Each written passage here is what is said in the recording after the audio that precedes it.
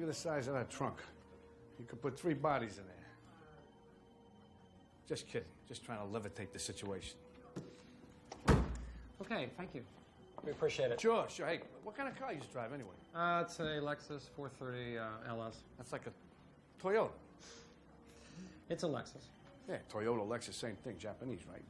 Let's not forget Pearl Harbor. Anyway, let's get serious. You want to buy this car, what? Yay or nay? Well, I don't know. We have to think about it. Yeah. What's there to think about? I mean, you told me you liked it. You asked me 10,000 questions. I answered every single one of them. You drove it. You love it. What more do you need to know? You know, it's a lot of money, and we just need the time to consider it. Consider it? Yeah. Well, why don't you consider this? You've been breaking my balls for about an hour, asking me about every goddamn accessory in this car. Look, what about the light? What about this? You What cannot about talk this? to customers like that. You're not a customer as far as I'm concerned. You want to buy the car or not? Not from you.